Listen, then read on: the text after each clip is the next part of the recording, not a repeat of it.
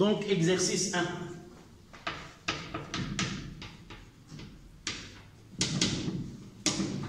Ce sont des demi-équations qu'on doit équilibrer. Même au devoir surveiller, vous aurez quelques couples comme ça à équilibrer. Donc, on commencera par NO 3 mois sur N2. NO 3 mois sur N2. Quelqu'un me donne... Oui, tu me dictes sans... Tu lis de la feuille, c'est pas la réponse. La réponse en direct, sans lire. Donc, lorsqu'il nous donne un couple, nous aurons le choix soit de commencer par NO 3 mois, soit par N2. Ce qui n'est pas le cas dans un exercice. Si nous avons une réaction ou une transformation donnée, nous devons faire attention lequel doit être écrit de ce côté-là comme réactif et lequel doit être écrit de l'autre côté comme produit. D'accord? Donc là, tu me donnes N2. Oui, avant. N2 avec NO3 mois. Tu as choisi de commencer par N2. Oui. Avant. Quelle est la règle? On va équilibrer l'élément chimique. Qui est cet élément-là? C'est l'azote N. Combien dans les produits? 1. Je dois multiplier par 2. Voilà. Et maintenant, tu passes à l'oxygène. Oui, on a 6 atomes d'oxygène. Je dois ajouter 6 H2O. Plus 6 H2O.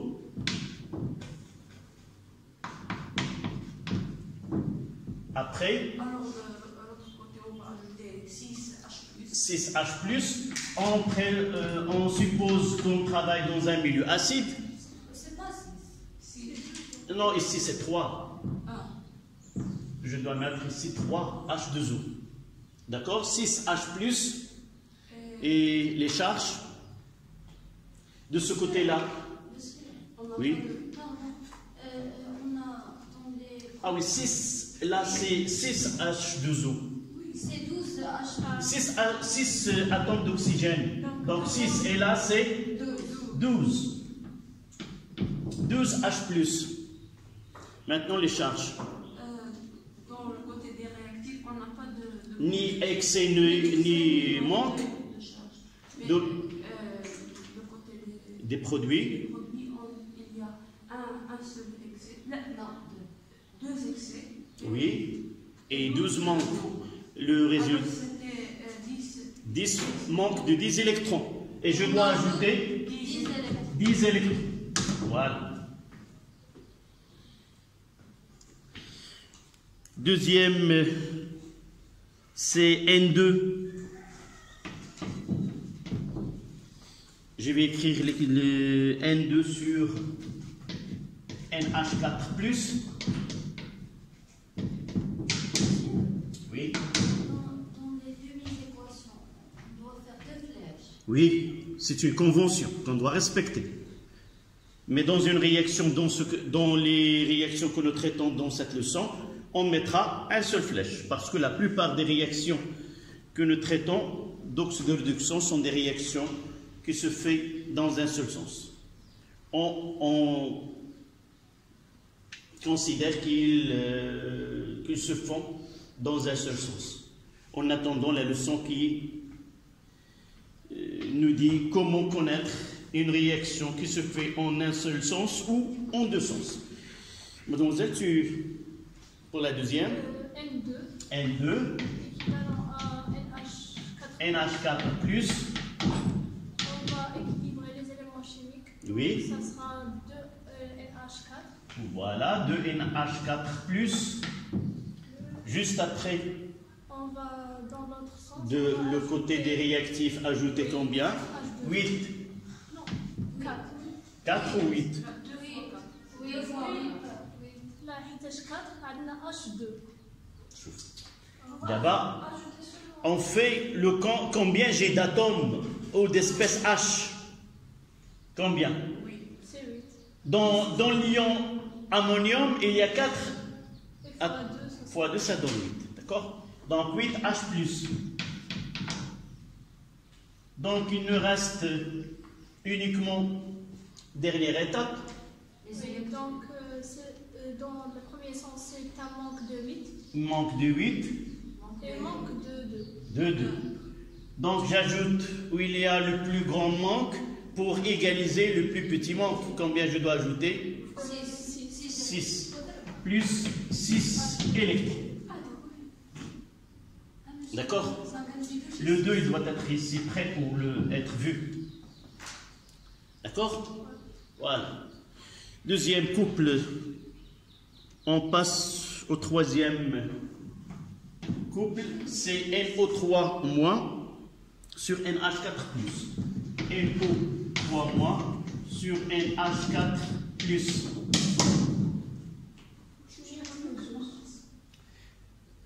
Tu es d'accord? Ou non? Où réside le problème? Les électrons. Oui. Combien de manque ici? Je sais qu'on va ajouter 6 électrons. Non. Oui. De où? Voilà. Le plus grand. Donc, nous avons dans des équations d'oxyde de réduction, d'une façon générale, soit on a un manque de deux côtés, mais si nous avons un manque de deux côtés, toujours il y a un côté où il y a plus de manque qu'un autre. Jamais on n'aura le même manque de deux côtés. Si nous avons le même manque de deux côtés, ça veut dire qu'on s'est trompé. D'accord? Donc si j'ai un manque de ce côté-là et un manque de ce côté-là, la règle dit, j'ajoute des électrons du côté du plus grand manque pour avoir le plus petit manque. Il me manque ici 2, il me manque ici 8, donc je dois ajouter 6 électrons pour qu'il y ait uniquement deux manques de deux côtés. D'accord? Mademoiselle, tu nous donnes celle-là. NO3-. Voilà. NH4+, l'ion ammonium. On va pas faire ça parce que non, on doit multiplier par 3. D'abord, dis-moi quel est l'élément. On doit équilibrer les éléments chimiques. Le premier, c'est. N au moins 3. Non, On on ne va pas équilibrer tout un ion polyatomique. De l'élément chimique. Un élément qu'on choisit. C'est le N. Il est déjà équilibré. Voilà, déjà équilibré. On passe à l'oxygène. L'oxygène plus H2O. Combien de H2O de quel côté? 3. 3 parce qu'il y a un manque de 3 atomes ici, plus 3 H2O. Et maintenant pour l'hydrogène, On doit ajouter 6. d'abord donne-moi combien tu as d'un côté. De ce côté, il y en a 2. Ou tu as de quoi? D'hydrogène. Comment tu as compté? Tu vois que l'hydrogène, il est là et là. Je dois faire la somme des deux. Combien ici d'hydrogène? 4. 4. Et là, 6. 4 et 6, c'est 10. De ce côté-là, 10 H+. Et finalement, équilibrer les charges. Et de ce côté, quoi? Manque de 1. On va mettre manque de 1 électron. De ce côté-là, Il y en a manque de 1 et un succès de 1. ça veut dire un manque de combien? De 9 électrons. J'ajoute où il y a le plus grand manque pour être égal au plus petit manque. Je dois ajouter combien? 8 électrons. Voilà. Troisième couple. Et pour en finir, NO3-, quatrième couple, et vous prenez la réponse par la suite. NO3- sur NO. Tu nous donnes ton savoir-faire pour cette. On commence par NO3-. avec NO, ça veut dire que l'élément N est équilibré. Est-ce que tu as pensé à l'élément N d'abord? Avant O, il y a le N. Tu as passé cette étape sans risque, mais normalement tu dois te rappeler, on commence par N, il est le même, oui, d'accord. H2O combien? Toujours on ajoute ce qui manque, ce qui manque. Pour avoir ce qui manque, je dois connaître ce que j'ai. Qu'est-ce que j'ai dans les produits? Combien d'atomes d'oxygène? Regarde là, c'est NO, c'est-à-dire cette molécule. Il y a 1. Il me manque 2. Donc, plus 2 H2O. Voilà 2. Maintenant, l'hydrogène. De ce côté-là, plus 4H+. Laissez votre camarade faire la question. Pourquoi on a multiplié le H2O par 2? Car on a déjà un seul oxygène. Je viens de dire, pour connaître combien je dois ajouter, je dois savoir à l'avance combien j'ai. J'ai déjà un atome d'oxygène.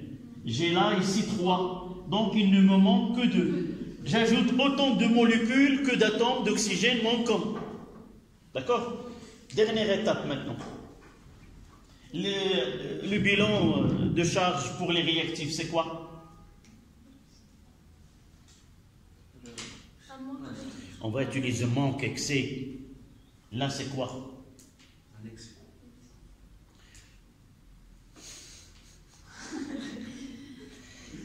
Même dire oui, c'est lourd. Qu'est-ce que ça veut dire un excès? Nous avons utilisé des codes pour nous dans cette classe afin de mieux équilibrer ces équations. Nous avons dit, lorsque une espèce chimique porte une charge négative, on dit qu'il y a un excès. Zaïd. D'accord? S'il y a une charge positive, il y a un manque. Un électron quitte et il reste un manque de charge dans cette espèce. Sans oublier le coefficient que peuvent être avant chaque espèce. Là, j'ai 1, il n'y a rien donc, il y a un manque de 1 électron. Là, il y a un excès de 1 électron. Là, il y a un manque de 1, mais j'ai 4. Un manque de 4 avec un excès de 1, il reste uniquement un manque de combien? دوروا هذا رجال كيخصوني 4. ومنين نقلب جبرت عندي 1. شحال بقاو كيخصوني؟ 1. شحال بقاو كيخصوني؟ مشيتي تخلص قالك 4 دراهم. طلب لينا جبرتي 3 دراهم، عاد تقلب في الجيب الاخر كتجبر درهم. المهم هنا كيخصوني 4 وهنا عندي زايد 1. إذا ملي كندير الحاصلة مع بعضياتهم كيخصوني 4 وعندي زايد 1، إذا كيبقاو يخصوني غير 3. Il y a un manque de 3 électrons. Ça fait? Donc un manque de 3, il ne manque rien. Je dois ajouter tout ce qui me manque pour avoir un équilibre. Il ne manque rien. De ce côté-là, je dois avoir aucun manque. Donc je dois ajouter 3 électrons. D'accord? Voilà la dernière équation de couple NO3- l'ion nitrate avec le monoxyde d'azote. NO. Pour passer à l'exercice 2, c'est analyse d'une fonte.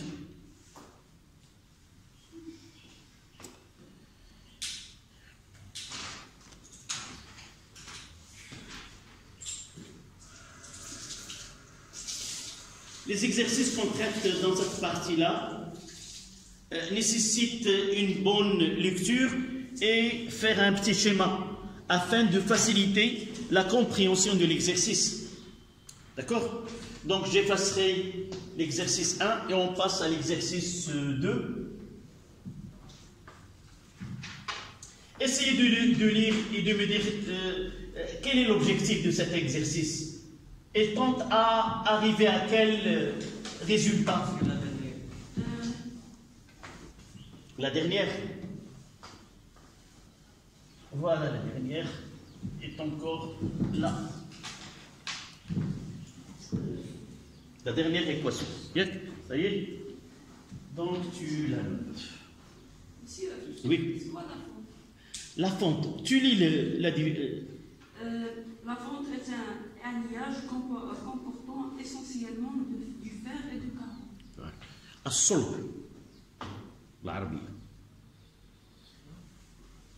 La fonte هي مخلط ما بين pour que le fer soit solide, on ajoute du carbone avec une proportion donnée.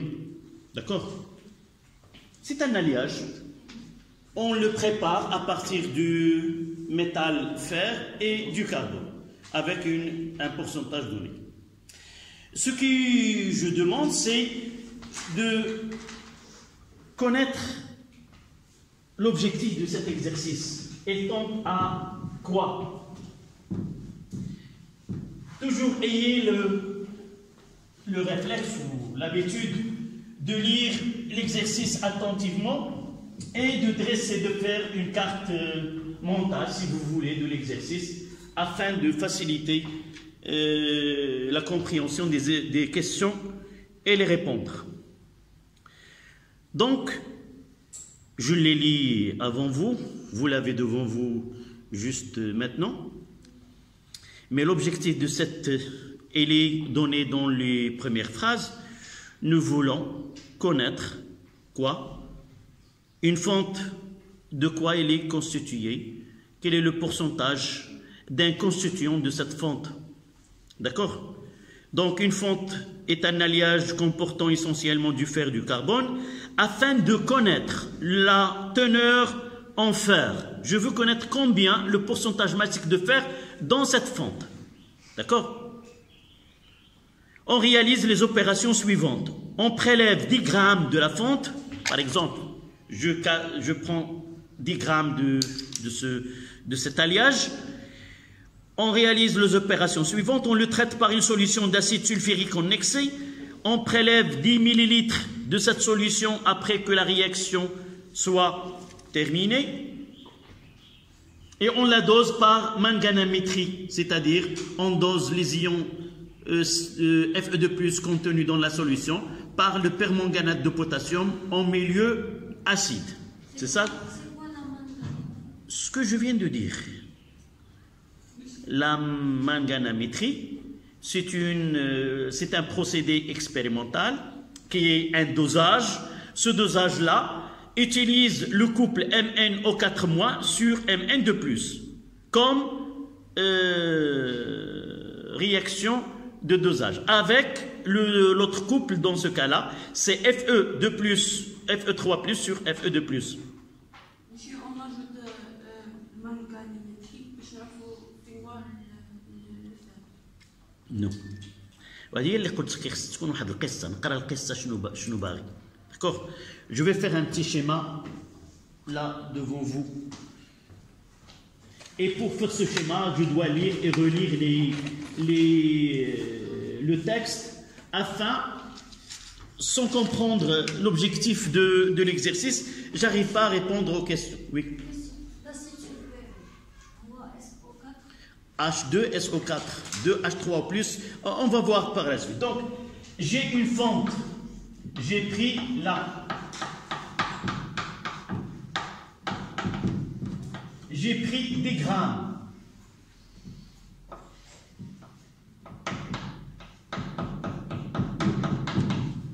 Des grammes. Qu'est-ce que je l'ai introduit dans une fiole, par exemple? J'ai ajouté l'acide sulfurique.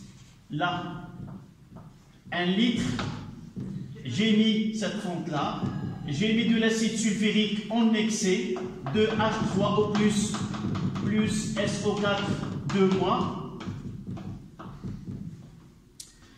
Puis, j'ai ajouté de l'eau eau distillée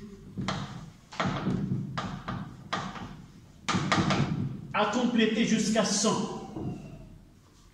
Donc, après la fin de la réaction, qu'est-ce que j'ai?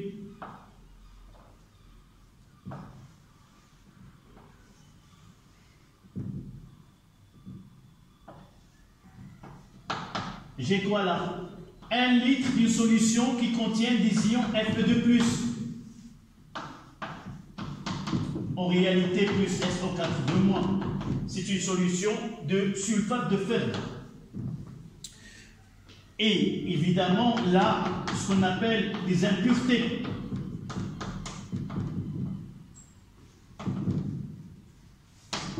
C'est quoi? C'est du carbone et autres, parce que le carbone il ne va pas réagir avec l'acide sulfurique. Donc, ce qui est sûr là, c'est que tout le métal fer a réagi. Tout le fer, tout Fe a réagi. Comment on l'a su? Parce que nous avons dit l'utilisation de l'acide sulfurique en excès. Ils vont nous demander l'équation de la réaction par la suite. Donc, de la fonte, je prélève 10 grammes, je l'ai mis dans une fiole jaugée de 1 litre.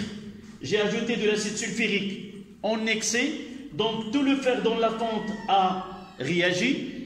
On a une transformation chimique qui convertit Fe en Fe2+, et ce qui ne réagit pas avec l'acide, il reste au fond de la fiole. L'opération qui vient par la suite, c'est quoi? Je fais un prélèvement de quoi? De 10 millilitres. Et je l'ai dosé par manganométrie, c'est-à-dire là, il y a K+, MnO4-, avec une concentration C et un volume V de l'équivalence. On parlera par la suite. Donc là, ce dosage-là nous donne la quantité de matière de Fe2+ dosée. Et à partir de là, c'est la question qu'on va poser. Quelle est la relation avec tous les ions que nous avons dans la solution? Si vous voulez le faire là, on va revenir au flacon. 1 litre. Combien N total de Fe2+? D'accord? Et de là, on va revenir. La quantité de matière de fer totale dans la fonte. Voilà l'exercice, le déroulement de l'exercice. Une fonte qui contient du fer. Je veux déterminer le pourcentage massif du fer dans cette fonte. J'ai fait un prélèvement de 10 grammes et je l'ai traité par de l'acide sulfurique concentré. Je suis sûr que tout le métal fer est transformé en Fe2+. J'ai pris un volume de 10 ml de ce litre-là. Je l'ai dosé et je détermine la quantité de matière de Fe2+ dosée. Puis je peux en déduire la quantité de matière totale, parce que j'ai dosé que 10. Pour connaître la quantité de fer, je dois connaître la quantité totale de Fe2+. Et de là, je reviens par une relation mathématique qui nous donne comment calculer la masse du fer utilisé ou la masse de fer dans l'échantillon que nous avons traité. D'accord? Et alors, on va faire maintenant l'exercice. La première question, c'est quoi?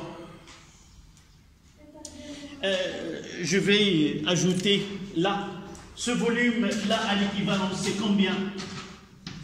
D'après les données, c'est 15,3 millilitres. Et c'est combien? 0,022. 22 mol litre moins 1. Qu'est-ce qu'il nous manque aussi? Là, c'est 10 grammes de la fonte entière. D'accord? Voilà les données. L'acide sulfurique, nous avons dit en excès. Donc, ce n'est pas la peine de s'intéresser à son volume ou à sa concentration. Donc, la première question maintenant.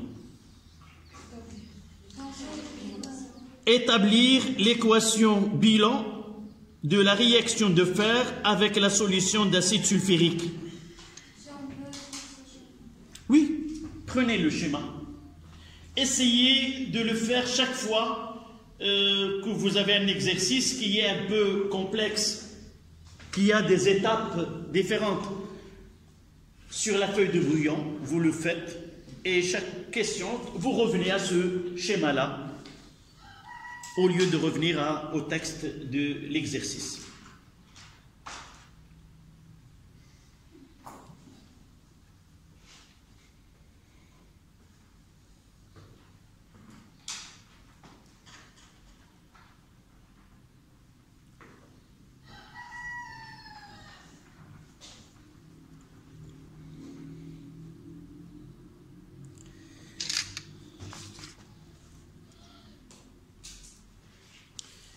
Donc, j'ai dit première question, c'est équation bilan.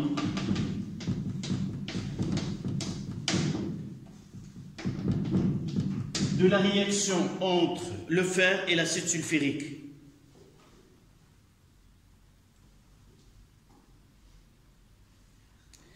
Comment nous avons travaillé avant sur des questions similaires. Pour écrire l'équation, je dois connaître quoi? Les réactifs et les produits. Les réactifs, dans ce cas-là, ils sont donnés. Et le fer et l'acide sulfurique, je peux l'écrire d'une façon plus simple. C'est 2H plus AQ plus SO4 de moins AQ. D'accord? Donc, oui.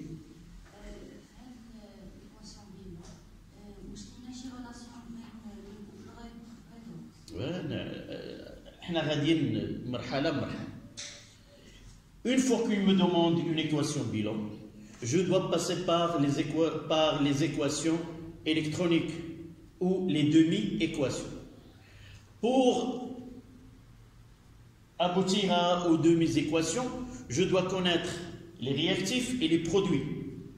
J'ai dit dans les séances précédentes que généralement, les réactifs sont donnés, mais parfois, ils nous donnent les couples redox. Donc, si vous voyez à la fin de l'exercice, vous trouvez qu'il y a les couples mis en jeu, je vais les mettre là, c'est Fe, j'ai le fer Fe2+, avec Fe, et quoi? Quel est le couple qui correspond à des espèces qui se trouvent dans les réactifs? Est-ce que vous avez un couple où il y a SO4 de moins? Non. Vous avez un couple où il y a H+. Oui. Donc, je vais mettre H+, sur H2, qui est donné dans le bas d'exercice. Et là, c'est facile d'établir les demi-équations. D'accord? Monsieur, on a le fer Et l'acide sulfurique, là, le voici. Sauf... qu'on doit connaître, Non, l'acide. Lorsqu'on parle de l'acide, il y a le caractère acide que nous avons vu l'année dernière. C'est la présence de quoi? De H+. Mais même si tu ne sais pas son expression, mais en réalité tu dois la connaître, nous l'avons traité l'année dernière. Mais au bas de l'exercice, il y a un petit rappel. Je dois revoir les couples donnés. Et je vois ici, il y a H+ et H2. Donc, je n'ai pas à me perdre dans les couples. En bas, je n'ai que Fe2+ sur Fe et H+ sur H2. N'oublie pas que lorsqu'on parle d'un acide avec les métaux, toujours il y a H+, c'est le réactif, et l'ion SO4 de moins, là, il n'agit pas dans ces conditions. Oui. comment on a obtenu les Ce que je fais là, c'est de la logique. D'accord? Quelle logique? Je lis la phrase. Tu lis la phrase. Établir l'équation bilan de la réaction du fer avec la solution d'acide. Voilà. Donc, il y a une indication. Cette indication, c'est quoi? Il y a le fer, il y a l'acide. Ce que je dois avoir pour continuer, savoir que l'acide, dans la formule, l'acide, il agit par les ions H+. D'accord? Donc, j'écris acide. Normalement, l'acide sulfurique, soit qu'il est donné, soit que je le connais. Mais même si je n'écris pas, je dois, s'il ne me donne pas les produits, je dois voir les données d'en bas. Regarde en bas de l'exercice. Donc, il y a Fe2 sur Fe, et il y a Fe3 sur Fe2. Je n'en aurai pas besoin à ce stade-là. Il y a H sur H2. C'est là où apparaît l'acide, H+. D'accord? Donc, je dis le fer et l'acide, je peux directement écrire dans ce cas-là, il y a le fer et ce conjugué c'est Fe2+, il y a l'acide H+, et son conjugué c'est H2. D'accord? Cette méthode-là, on la trouve dans tous les exercices. Et tu dois l'appliquer dans la plupart des exercices. D'accord? Donc, je commence par les réactifs. Qu'est-ce que je dois écrire? Ces deux, là.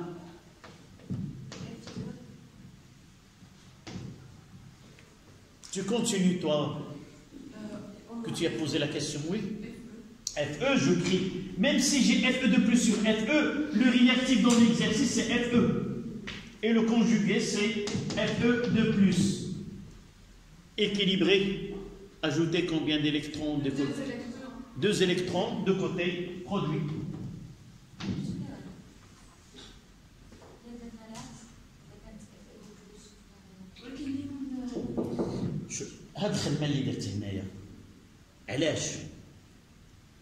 Pourquoi j'ai mentionné les réactifs?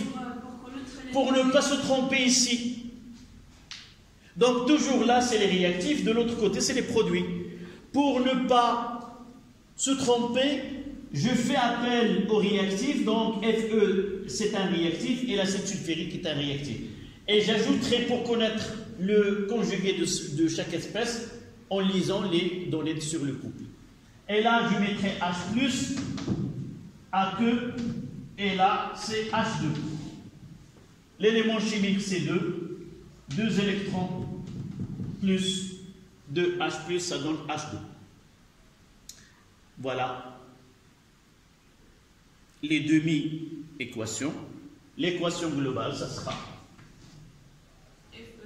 Fe plus 2H plus AQ donne Fe2 AQ plus H2 qui est un gaz qui se dégage évidemment.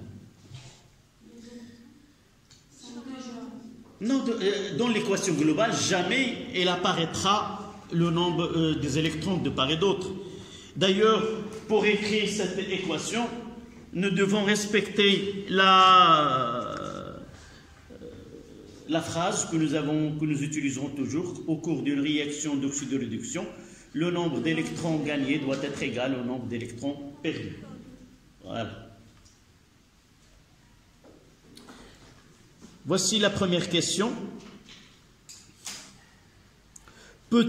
Pourquoi utilise-t-on, c'est deuxième tranche de la question, pourquoi utilise-t-on un excès d'acide sulfurique?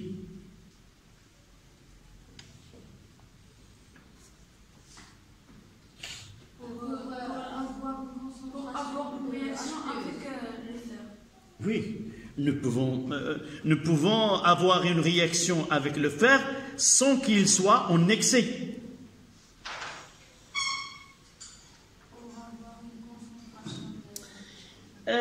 quelle est la grande question de l'exercice? Comment la pourcentage Comment connaître Cet opérateur qui travaille là dans un laboratoire, quel est l'objectif de son travail? Quelle est sa tâche qu'il doit faire? Le pourcentage de fer dans cet échantillon-là. Et pour connaître le pourcentage massique, il doit connaître la masse totale de tous les atomes de fer contenus dans l'échantillon. On est d'accord? Pour connaître la totalité des ions, des atomes de fer, nous devons quoi? Faire passer tous les atomes de fer Fe en Fe2+. S'il reste des atomes de fer, on n'arrivera pas à connaître la totalité de la masse de fer contenue dans l'échantillon. Donc on va déplacer tous les atomes de l'état atomique à l'état ionique. Une fois, pour avoir la totalité, il faut que le réactif qui est l'acide sulfurique soit en excès. Ça veut dire quoi? Ça veut dire qu'il va faire réagir tous les ions, tous les atomes de fer en Fe2+. Si nous avons l'inverse, on peut, le H3+, se convertir en H2 sans que la totalité des ions les atomes de fer se convertissent en Fe2+. Donc toujours, lorsqu'on veut déterminer la masse totale d'un élément donné dans un échantillon, toujours il faut travailler dans l'excès avec l'autre réactif afin de faire passer tout le fer de l'état atomique à l'état ionique. Sinon, ce pourcentage qu'on va trouver à la fin, il ne sera pas correct. Parce qu'il reste, nous avons déterminé une partie de la masse de fer dans l'échantillon, une autre partie n'a pas réagi à Fe2+, que nous allons définir Fe2+, et lorsqu'on connaît Fe2+, nous allons revenir à ce Fe. Si le procédé n'est pas bien traité, on n'aura pas des calculs corrects. Donc, quelle est la phrase qu'on va écrire? Pour déterminer le pourcentage massique de fer dans la fonte, il faut que tous les atomes de fer réagissent pour déterminer leur masse, la masse de fer. Vous écrivez: pour déterminer le pourcentage massique du fer dans l'échantillon, il faut que tous les atomes de fer réagissent. Et pour cela, on opère en excès de H2SO4, en excès de l'acide sulfurique. Et pour cela, on opère ou on travaille avec excès d'acide sulfurique. Deuxième question, établir l'équation bilan de la réaction de dosage.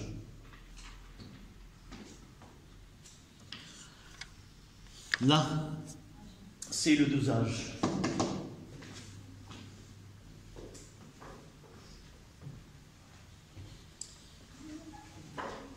Donc, je vais effacer cette partie-là. Et je garde uniquement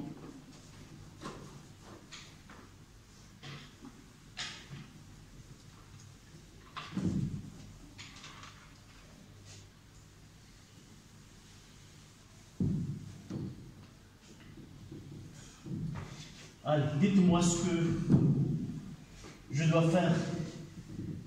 Voici le dosage de vous.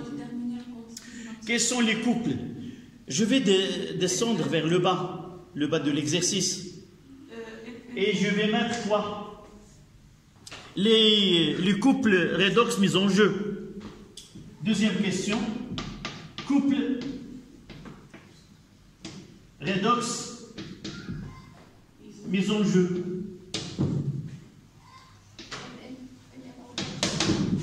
Rappelle-moi ces deux couples qu'on va utiliser dans ce dosage. Mn au 4 moins sur Mn de plus. Et FE 3 plus. Et FE 3 plus sur FE de plus. Voilà. Tu choisis un couple et tu nous donnes l'équation correspondante. Pour faciliter, pour un petit rappel, qu'est-ce que les réactifs ici, c'est quoi? FE2 plus. Et je choisis le FE3 plus qui est le conjugué. Là, le deuxième. Mn, c'est ça, Mn au 4 moins avec Mn de plus. D'accord? On équilibre, puis on prendra 5 minutes. Là, tu nous donnes l'équilibré. On a deux manques. Un manque de 2, un manque de 3. On va ajouter un électron de côté réactif pour avoir uniquement manque de 2. Là, nous l'avons déjà traité. L'oxygène, Mn, comment il est? Équilibré. L'oxygène. Plus 4H2O. Plus H2O. Combien de H2O? 4. Parce qu'il y a 4 atomes d'oxygène qui manquent. De ce côté-là, combien d'hydrogène? Vous laissez votre caméra. Combien d'hydrogène? 8. Plus 8, H plus. Et là, tu nous donnes le bilan de charge. De ce côté-là, combien? Là. Un excès de 8.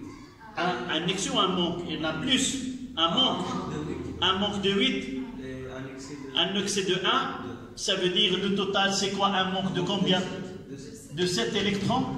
De ce côté-là, un manque de 2. De ce côté, c'est très bien. 5 électrons. D'accord? Voici les deux équations, deux demi-équations. On prendra 5 minutes et on continue tout à l'heure.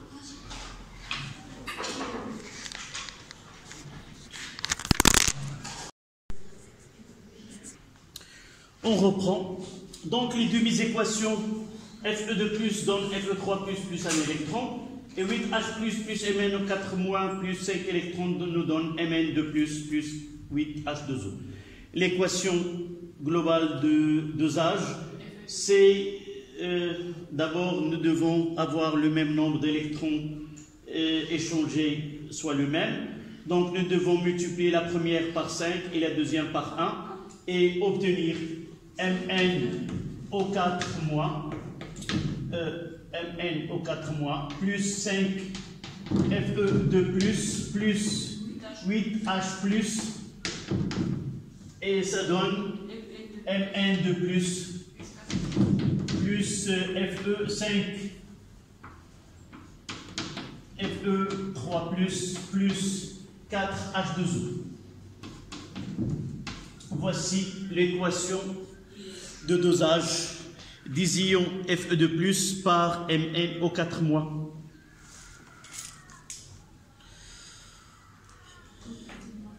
Donc ça c'est petit a de petit a. On passe petit b. Déterminer la quantité de matière d'ion Fe2 contenue dans le prélèvement dosé.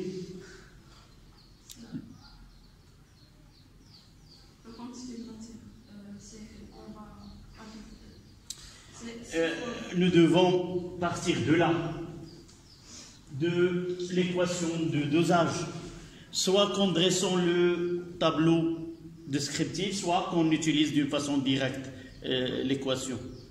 Le plus simple, c'est d'abord n de Mn au 4 moins, le coefficient stéchiométrique c'est 1, est égal à n de Fe de plus sur 5. La quantité de matière qui a réagi est égale à la quantité de matière qui a réagi au CDF de plus. Mais on parle ici de point d'équivalence. À l'équivalence, la quantité de matière, là nous avons CO fois VE, c'est la concentration introduite consultée de MnO4 mois, fois V est égal à N qui a réagi de Fe de plus sur 5. Mais là, ce VE, c'est le volume de MnO4- ajouté à l'équivalence pour doser que des millilitres. Le volume de Fe de plus contenant de Fe de plus à que est égal uniquement à 10 millilitres, ce qu'on appelle le prélèvement. D'accord? Donc cette quantité de matière N de Fe de plus présente dans le volume dosé est égale à 5 fois CO fois VE. Je fais l'application numérique, c'est 5 fois 0,022 fois, nous avons les données là, 15,3 en millilitres, donc je dois convertir en litres, c'est fois 10 moins 3, et je fais les calculs. D'accord?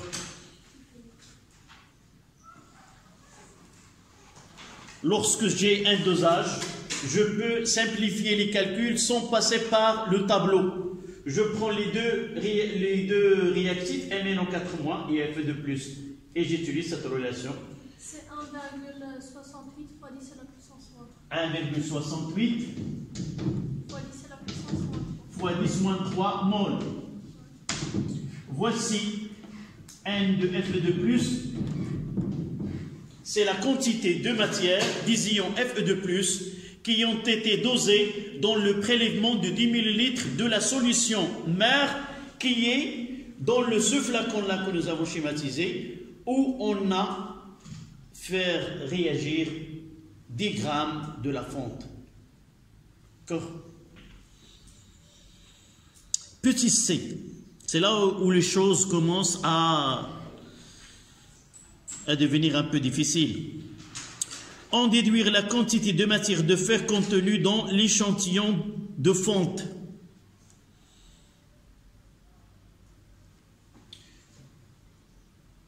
Qui peut nous donner une idée comment procéder dans la question C? Oui.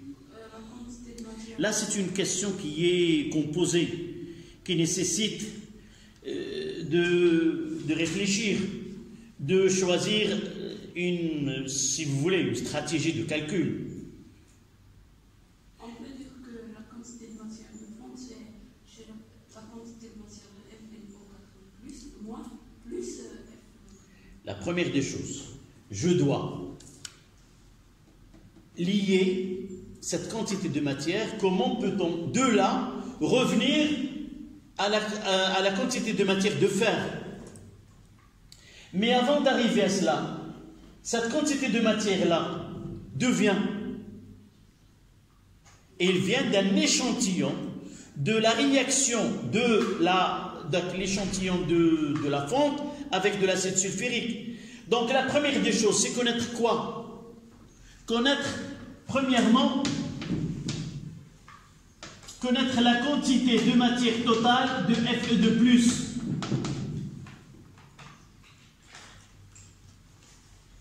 Revoyez le schéma, cette carte que nous avons fait au départ. Nous avons fait jusqu'à arriver à là. Et la flèche que j'ai mis pour revenir, pour passer de Fe de plus à là, je dois passer par l'étape où le flacon. Donc un prélèvement de 10 ml, j'ai trouvé cette quantité de matière. Combien serait de ions Fe de plus dans la fiole toute entière? Une fois que la réaction a terminé entre le fer et l'acide sulfurique, nous avons une quantité de matière de Fe de plus dans le flacon qui est constante. On est d'accord? C'est-à-dire que la concentration des ions Fe de plus dans la fiole, elle est aussi constante. Qu'est-ce que nous avons fait de de ce flacon-là. Nous avons pris un échantillon de 10 millilitres. Connaissant ce qui est dans ce 10 millilitres, je peux connaître ce qui est dans le flacon tout entier, dans la fiole tout entier. Ou non? Puisque la concentration, elle est la même. Quelle est la définition de la concentration des ions Fe2+? C'est quoi? C'est cette quantité-là que j'ai trouvée, NR de Fe2+, sur quel volume? Sur ce volume 1. Et le volume 1 qui est, c'est quoi? C'est 10 millilitres, non. Là, on a trouvé ce 1,68 10-3 dans 10 millilitres. C'est la même concentration là des ions Fe2+. Mais je mettrai un total de Fe2+, sur quoi? Le volume total. C'est la même concentration. C'est comme si on a préparé du thé, la même théière, et je prends un verre, un plus petit verre, et l'autre, il prendra un grand verre. La concentration, il est la même, sauf la quantité de matière dans le verre qui est petit est plus petite que la concentration. Mais en divisant la quantité de matière sur son volume, toujours j'aurai la même concentration. D'une autre manière, si je vois les deux verres de thé, ils auront la même coloration, la même teinte, c'est-à-dire la même concentration. C'est le cas ici. Ce procédé, nous le faisons toujours en chimie. On va voir par la suite, dans le suivi temporel d'une réaction chimique. Qu'est-ce que nous allons faire dans ce suivi? Toujours on aura, quoi? Un mélange réactionnel d'un volume très grand. On va séparer ce volume total de mélange réactionnel à des volumes égaux de 10 millilitres, et chaque fois on fait un prélèvement, on fait un dosage de ce volume-là.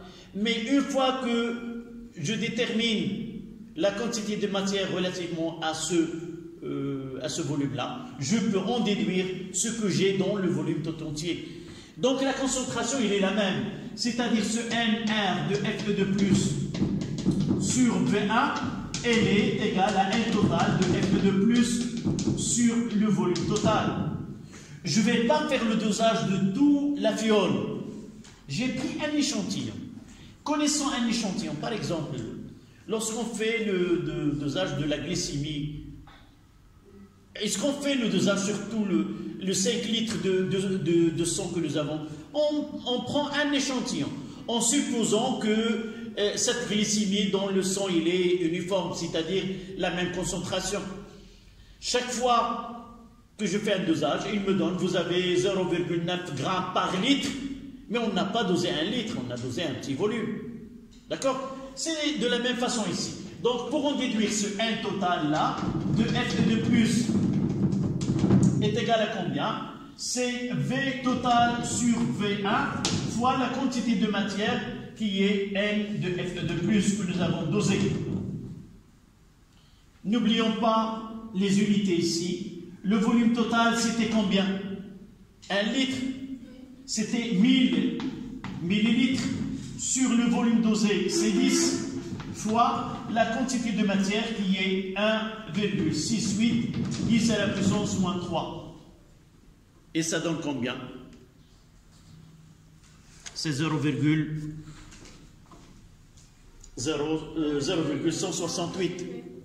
Donc la quantité de matière N totale de Fe2+ est égale à 0,168 mol. Mais nous n'avons pas répondu à la question. Il nous demande quoi? La masse. En déduire la quantité de matière de fer contenue dans l'échantillon de fonte. Ils nous ont demandé une équation chimique, une équation de la réaction. Laquelle qui nous a donné Fe2+? C'est la question A. C'est l'équation de la réaction entre le fer et l'acide sulfurique. Nous avons fait que Fe plus 2H plus AQ nous a donné Fe2 plus H2.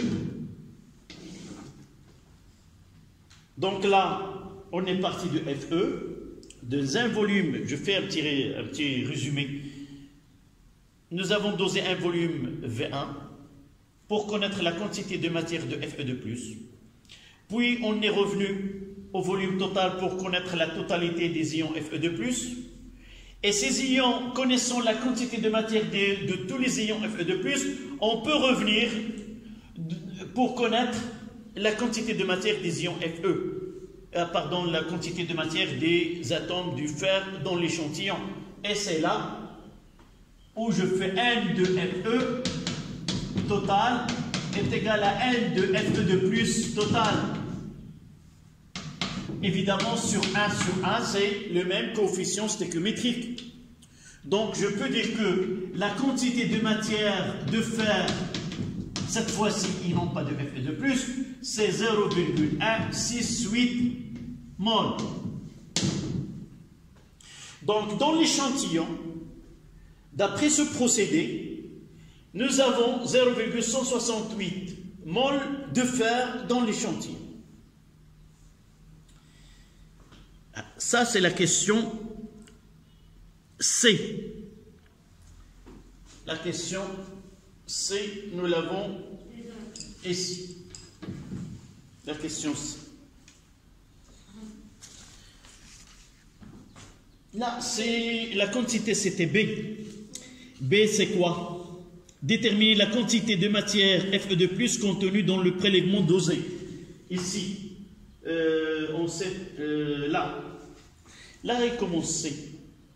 Là, c'est B et là, C. C, c'est quoi? Nous avons commencé par là. De là, oui. C, c'est de là.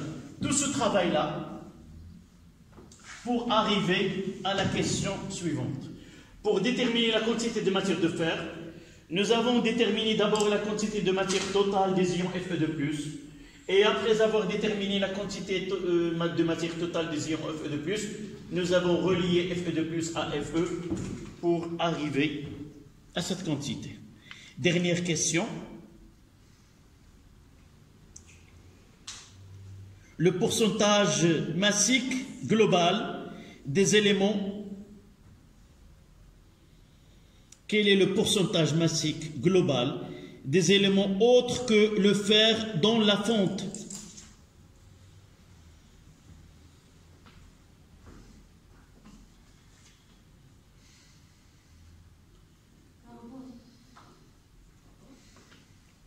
Qu'est-ce que nous avons comme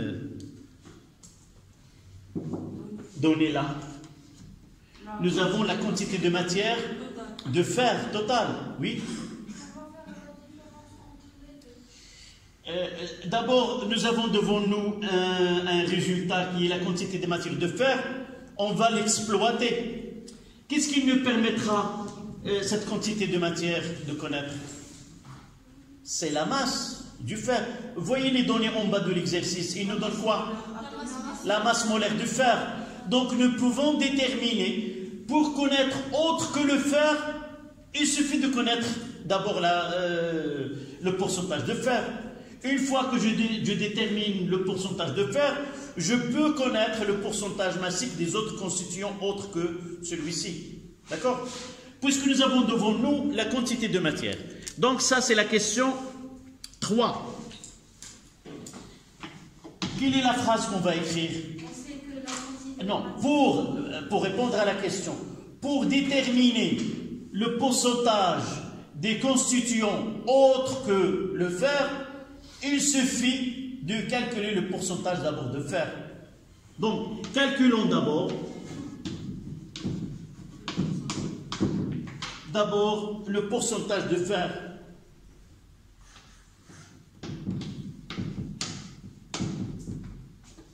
Le pourcentage de fer dans la fonte. Et ce pourcentage de fer là, c'est quoi? C'est la masse de fer sur la masse totale de l'échantillon multipliée par 100. Et la masse de fer, c'est quoi? C'est la quantité de matière, sans oublier que la masse de fer, c'est la quantité de matière de fer fois la masse molaire du fer. Et je vais écrire là l'expression finale de ce pourcentage. Donc le pourcentage de fer, ça sera la masse petit m de fer fois, non, la quantité de matière de fer, N total de fer, fois la masse molaire de fer sur la masse totale de l'échantillon fois 100.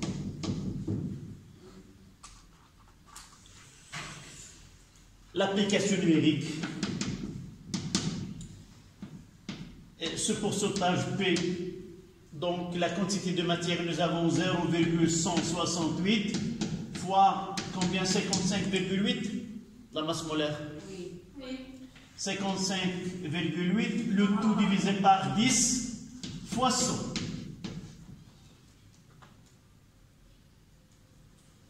Ça donne combien?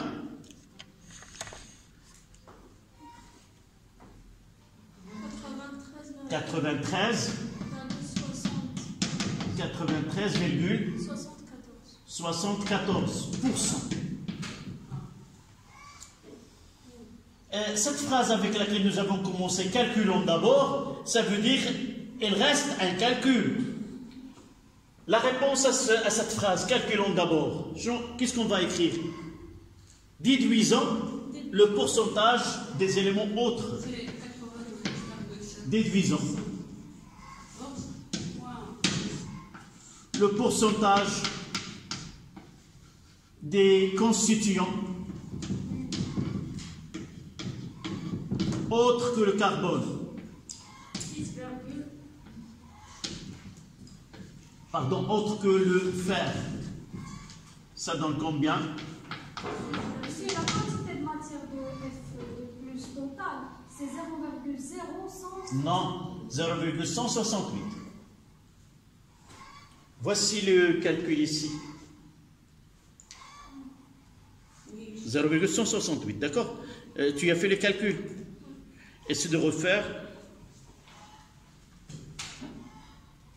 Monsieur, le pourcentage, c'est 6,26%. C'est 0,01. Non, c'est 1000 divisé 1000, on fait le calcul mental. Ça sera 100 fois 10. 1000 divisé par 10, ça sera 100. 100 fois 10 à la puissance moins 3, ça donne 10 moins 1. 10 moins 1, c'est déplacer la virgule d'un chiffre. C'est 0,168 mol. Donc, les constituants autres que le fer dans la fonte est de 6,26. Monsieur, c'est 0,05. Non, mais fois 100.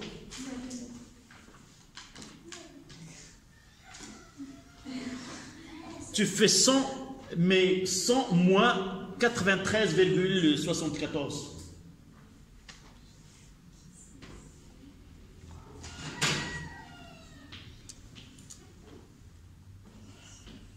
On fait l'exercice l'exercice 3.